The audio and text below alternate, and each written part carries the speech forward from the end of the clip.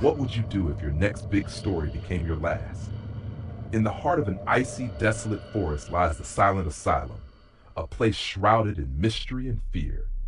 Once notorious for its unethical experiments, it now stands abandoned, its halls echoing with whispers of the past. I came here searching for the truth, chasing a story that would define my career. But the deeper I delved, the more the asylum revealed its horrifying secrets. Journals of broken minds, an ominous figure known only as the Shadow Man, and shadows that seemed to move on their own. They said it was all in the patients' heads. But what if it wasn't? Now the shadows are creeping closer, and the line between reality and madness is fading. Who or what still lingers within these walls? And can I escape before the Shadow Man finds me? Welcome to the Silent Asylum, where fear isn't just a feeling. It's alive. Stay until the end, if you dare. The forest loomed like a fortress, its skeletal branches clawing at the pale winter sky. I gripped the wheel of my aging sedan as it crawled up the narrow dirt road. The Silent Asylum, as it was grimly nicknamed, awaited me at the end of this treacherous path. The institution had been abandoned for over 50 years, left to rot after a scandal involving unethical experiments broke its spine. But rumors persisted, whispers of hauntings, screams heard from miles away, and shadows that moved when they shouldn't.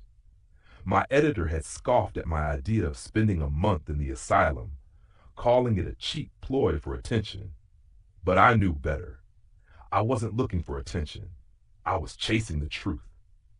As I parked before the crumbling facade of the asylum, the wind howled through shattered windows like a mournful choir. My breath fogged in the icy air as I slung my bag over my shoulder and stepped inside. The interior was a graveyard of memories, peeling wallpaper, overturned gurneys, and a pervasive smell of mildew. My boots echoed in the vast, empty halls as I explored. The asylum's records were long gone, confiscated during the investigation, but I hoped to find something the authorities had missed. My instincts told me there was more to the story of the Silent Asylum, and I had a month to uncover it. By nightfall, I had set up camp in what once served as the staff lounge. I lit a small lantern and spread out my notebooks and recorder. The room's oppressive silence gnawed at my nerves. As I flipped through the pages of a journal I'd found in an old desk, my eyes caught a repeated phrase, the Shadow Man. The entries were erratic, written by a patient who described seeing a tall, faceless figure in the corners of their room. He watches, one entry read. He waits. He comes when the light fades. I shivered and put the journal aside, telling myself it was just the ramblings of a disturbed mind. But as I prepared for bed, I couldn't shake the feeling that I was being watched. In the dead of night, a noise jolted me awake.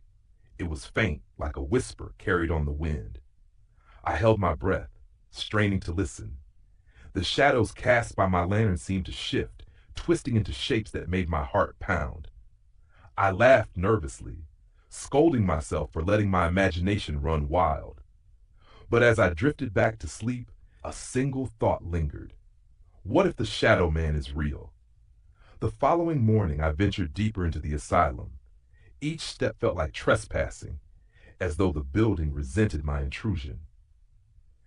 I discovered a wing that had been sealed off, the door's lock rusted but breakable. With a few determined strikes of my crowbar, the door groaned open, revealing a ward untouched by time. Beds were still made, though the sheets were yellowed and brittle. Personal belongings lay scattered, as if the patients had simply vanished. My pulse quickened when I spotted a stack of journals on a bedside table. I gathered them and retreated to my makeshift office to read. The journals painted a chilling picture of life in the asylum. Patients wrote of being restrained, injected with experimental drugs, and subjected to terrifying hallucinations. Many mentioned the Shadow Man, describing him in eerily similar terms: tall, featureless, and always just out of reach. One entry read, "He's not in my mind. He's here, watching, waiting for me to slip away." As the sun dipped below the horizon, I found myself consumed by the accounts. I felt a strange kinship with the patients, their words echoing my own fears and doubts. The isolation of the asylum gnawed at my sanity, and I began to wonder if the Shadow Man was a shared delusion or something more sinister. That night, the shadows in my room seemed to ripple like water. My rational mind clung to the explanation of faulty lighting, but my gut told me otherwise. The sensation of being watched grew unbearable, forcing me to sleep with the lantern burning. When I woke, I found my recorder on the floor, its tape rewound. I hadn't touched it. Playing the tape back sent chills down my spine. Amidst my own voice, narrating notes about the journals, came a low, guttural whisper, "Leave." My resolve wavered as days turned into weeks. The asylum's oppressive atmosphere gnawed at my psyche, blurring the line between reality and paranoia. The Shadow Man became a fixation, his presence looming in the corners of my mind. I found myself scribbling his name in my notebook, as though giving him form might help me understand him. On my final week in the asylum, I discovered the records room. The door had been barricaded, but my determination burned brighter than my fear. Inside, I uncovered files detailing the asylum's experiments. Patients had been injected with hallucinogens, their minds pushed to the brink in an attempt to study fear. The records confirmed what the journals hinted at. The Shadow Man was a recurring figure in the patient's psychoses. But one file stood out, a report from the head doctor. The doctor described experiencing visions of the Shadow Man himself, detailing sleepless nights and an overwhelming sense of dread. His final entry read, "The Shadow Man is no delusion. He is the darkness within us, drawn out and given life. He cannot be escaped." My blood ran cold.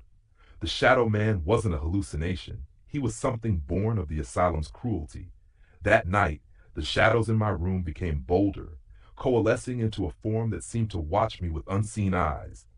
My breath hitched as I realized I couldn't move, paralyzed by an unseen force. The figure loomed closer, its presence suffocating. In the morning, I packed my belongings, my mind made up. I couldn't stay another night. But as I reached my car, I found my path blocked by a figure. It was tall and featureless, its form shifting like smoke. I froze, my scream caught in my throat. The Shadow Man raised an arm, pointing back toward the asylum. The next day, my car was found abandoned, its doors wide open. The Silent Asylum remained sealed, its secrets buried beneath layers of dust and fear. And somewhere within its walls, the Shadow Man waits for his next visitor.